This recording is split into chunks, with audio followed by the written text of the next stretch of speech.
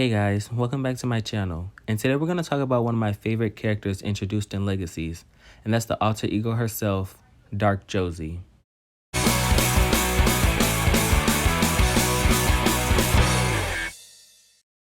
Now I know some people already have their mind made up about Josie, they have a certain distaste for her, so I'm not going to lie, this video may not be for you, it's all positive vibes over here. But I would still like to hear what about this character you may not like, and if you're like me and obsessed with this character as much as I do, so much she's your YouTube profile, it's time to go in.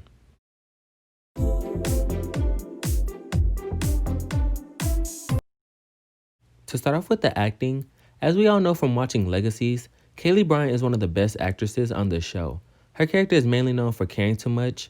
It's a problem. So watching the writers give Josie a personality shift was interesting to watch. We got to tease Kaylee's range as an actress, and I think she pulled it off fantastically. And I'm not gonna lie, I was skeptical at first because Kaylee was new to playing that kind of role, but I think she pulled the art of not giving a crap very good.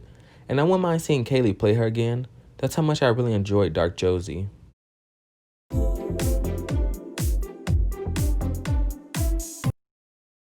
I'm going to do something different this time around when explaining the character's development. I'm going to go through episode by episode describing how Dark Josie progressed through them. Then by the end, I'm going to give you my honest opinion on her character. So her first on-screen appearance was in the episode You Can't Save Them All. And as for personality-wise, in this episode, we can see that she's very mellow now. She just doesn't care. She isn't worried that Lizzie could possibly die from a car crash. She doesn't care that her father wants to sacrifice himself. And when they escape the prison world, it's shown that Josie is back to normal, but as we soon learn in the end of the episode, it's far from that case. In the next episode, the Super Squad plus Wendy was sent to a variation of a chambre de chasse for essentially therapy. But as we soon learn, someone inside the simulation is rewriting the rules and killing off the Super Squad plus Wendy. And you guessed it, it's Dark Josie. And we learn that her plan was to get Lizzie alone in the box. She basically explains to Lizzie that her plan is to leave her consciousness in the box and merge with her body back in the real world. But her plan failed, and she was kept in the basement of the school until she woke up. And then one of the best moments in TVD history happens.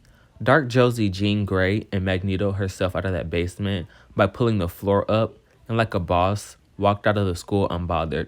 It was truly amazing. You had to be there. In the next episode, episode 15, it's the twins' birthday, and Josie returns to the school to announce she's ready to merge with Lizzie. Now, as we see throughout the episode, Josie has become more cutthroat. We see she tries to kill MG for reminding her of who she used to be. She threatens Lizzie that if she doesn't show up for the merge, something bad will happen. She then even kills Alyssa Chang for basically telling Lizzie to be selfish and not do the merge. So she's very determined, as we see.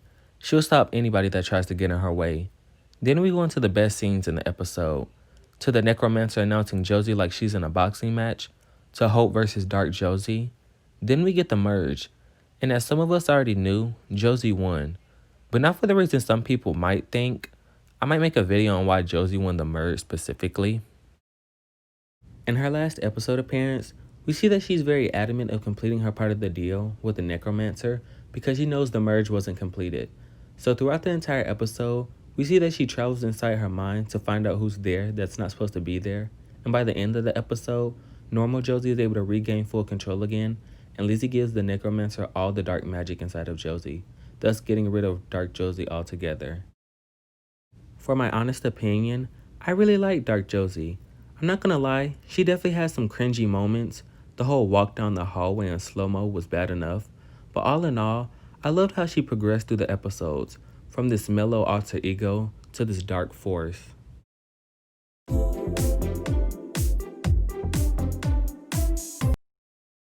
Dark Josie is a really powerful witch, seeing as she is using dark magic, a known magical source amplifier.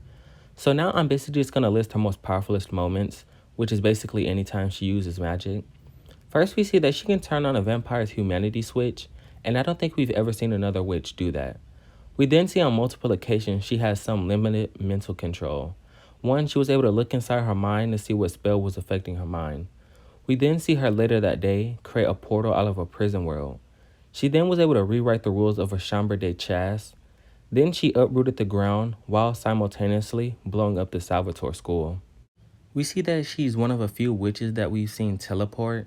She was even able to win her family's legacies, the merging ritual. So to say she is powerful is an understatement, and I didn't list all of her feats, so I suggest you should watch all of her appearances and legacies. I really don't have any end thoughts for this character. Everything I said has already been stated, so I'll just leave off with I would definitely love to see her character appear again, or who knows, in a different story, her own spinoff. But anyways, tell me what you think about Dark Josie in the comments below.